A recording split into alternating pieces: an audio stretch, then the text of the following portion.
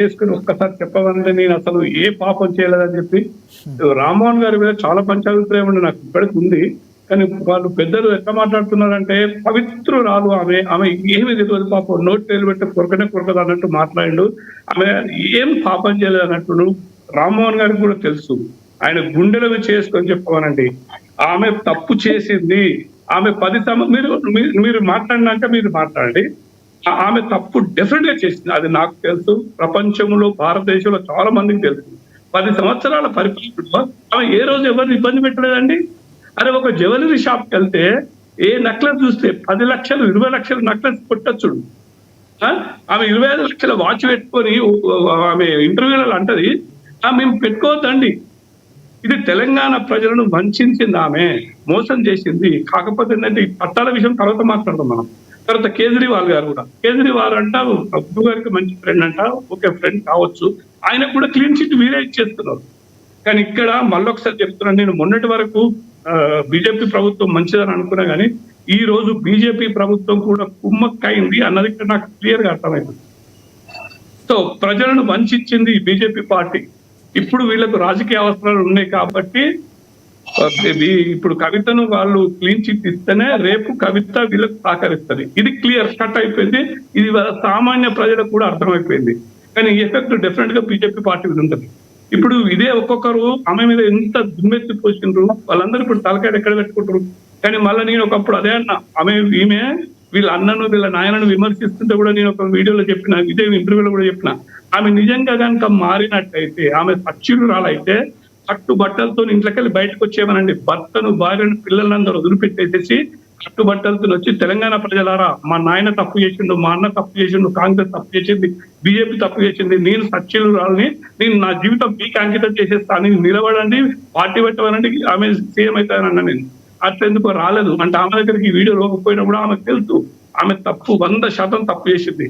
కానీ ఈ కేసులకి వెళ్ళి బయటపడ్డది ఆమె, బయటపడేసిర్రు. ఇది కేవలం రాజకీయ గేమ్లు ఆడిದ್ರು. ఇవన్నీ క్యాల్కులేషన్స్, ఈ క్యాల్కులేషన్స్ తోనే బయటకు వచ్చింది. ఇక్కడ క్లియర్ కట్ గా అవుతుంది. సిబిఐ అంత పిచ్చిదా, వాళ్ళకి అంత తెలివిలేదా? వాళ్ళు అన్ని తీసుకొచ్చుకుని పెట్టుకున్న వాళ్ళు ఇంత టెక్నాలజీ. ఇవాళ ఒక సామాన్యుడు దొంగతనం చేస్తే వాని మీద పాపం ఎంత చేసి వాడిని ఎంత లోపలేసి వాని ఫోన్ సిగ్నల్స్, ఈమె ఫ్లైట్లలో ఒక్కటే పోయిందా? స్పెషల్ ఫ్లైట్ లో పోలేదా? డబ్బులు తీసుకుపోలేదా? హోటళ్లలో లేదా? సిగ్నల్స్ లేవా? ఇవన్నీ ఎక్కడ పోయినాయి టెక్నాలజీ? ఇవన్నీ లావాదేవీలు ఎక్కడ పోయినాయి? అఫ్ కోర్స్ నాకు కూడా తెలుసు, నేను కూడా కామర్స్ చదువుకున్నా, నేను కూడా అకౌంట్ చేసిన. బమ్మిని తిమ్మిని చేయొచ్చు. ఇది కేవలం పొలిటికల్ డ్రామా మాత్రమే, పొలిటికల్ ఈక్వేషన్స్ తో ఆడిన నాటకం మాత్రమే ఇది. అయితే రాజమౌళి గారు, ఇది ఒక రకంగా బీజేపీ సెల్ఫ్ గోల్ అనుకోవచ్చా? దీని పర్యవసానం 100% నేను చెప్తున్నా. వాళ్ళ బీజేపీలా నిజాయితీ పనులు లేరని కాదు, ఇప్పటికీ నేను బీజేపీకి సపోర్ట్ చేస్తాను. ఎందుకంటే కాంగ్రెస్ కంటే 100% బీజేపీ నయం. ఇప్పుడు భారతదేశాన్ని కాపాడాలంటే బీజేపీనే కావాలి. కానీ ఈ ఈక్వేషన్స్ లో నేను మొన్న రోజు అదన్నా, చాణక్య నీతిలో ఆడాలి, తప్పదు లేదు. చాణక్య గేమ్స్ ఆడుండ్రి, కానీ ఒక పద్ధతి ప్రకారం ఆడాలి. అరే 100% తప్పని చెప్పినాక వీళ్ళు ఈమెను బయటపడేసిందంటే ఇది ఎంత ప్రజలు వాళ్ళ ఇచ్చింది వాళ్ళే తీసుకుంటారు. ఇప్పుడు తెలంగాణలో ఆల్రెడీ సర్వనాశనం అయితే నాయకుల కొట్టాట్లతో. ఈ కరీంనగర్ నాయకుడు, సికింద్రాబాద్ నాయకుడు, అటు చేవెళ్ళ నాయకుడు, గీవెళ్ళ నాయకుడు, రాజమౌళి గారు కొంతమంది అంటున్నారు మీరు భావోద్వేగంతో మాట్లాడుతున్నారు. చట్టానికి కావాల్సింది ఎవిడెన్స్ లేకపోతే ఎవరేం చేస్తారు? మీరు భావోద్వేగంతో మాట్లాడుతున్నారు అంటున్నారు. వాళ్ళకి ఏం చెప్తారు మీరు?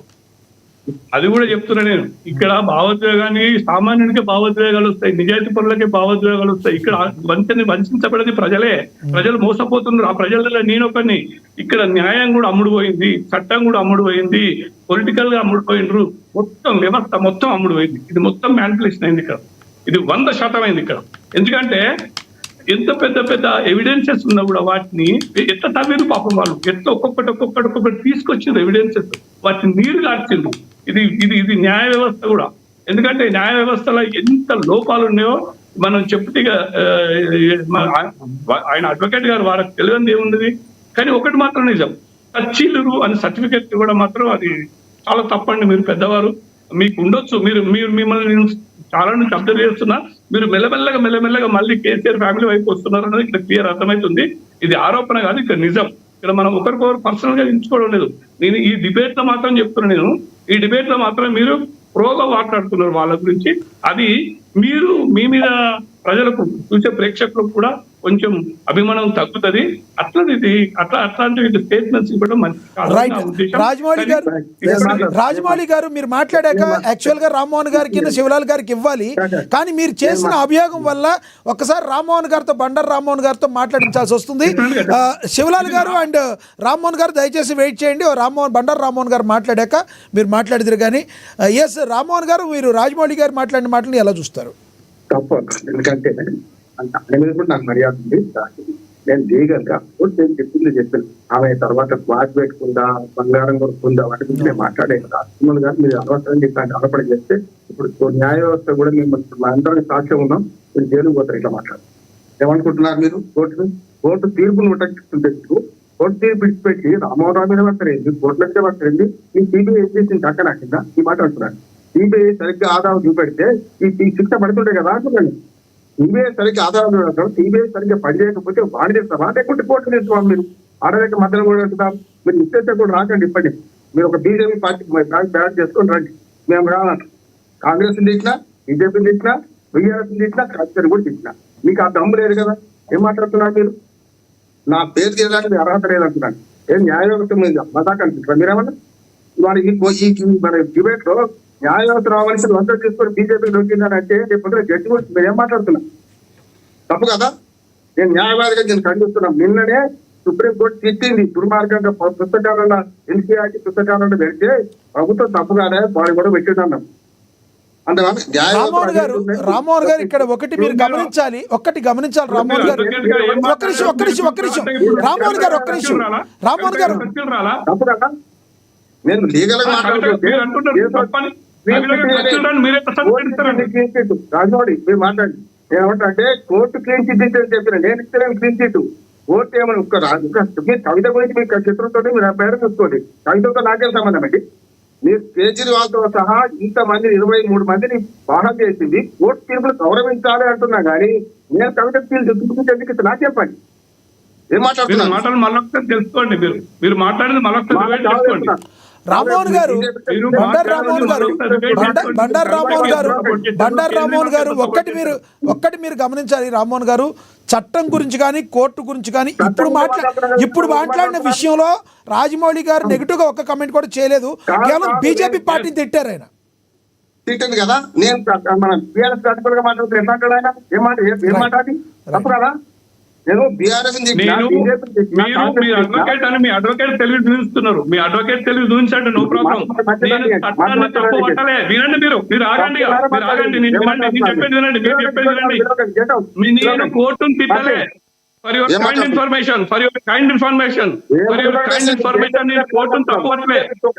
నేను కోర్టును తప్పు పట్టలేదు. మీరెవరు చెప్పేది? మీరు రాకండి. మీరెవరు నాకు చెప్పేది? మీరు రాకండి. మీరేం చెప్పేది? మీరేం చెప్పేది నాకు? మీరేం నాకు చెప్పేది? మీరేం నాకు చెప్పేది?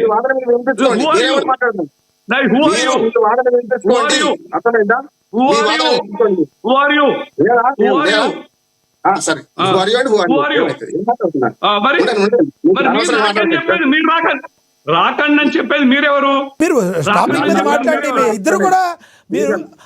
మీ ఇద్దరు కూడా పెద్దవారు. దయచేసి కాంప్లిమెంట్ గా కాకుండా కాంప్లికేటెడ్ గా కాకుండా కాంప్లిమెంట్ గా ఉండేటట్టుగా మాట్లాడుకోవాలి.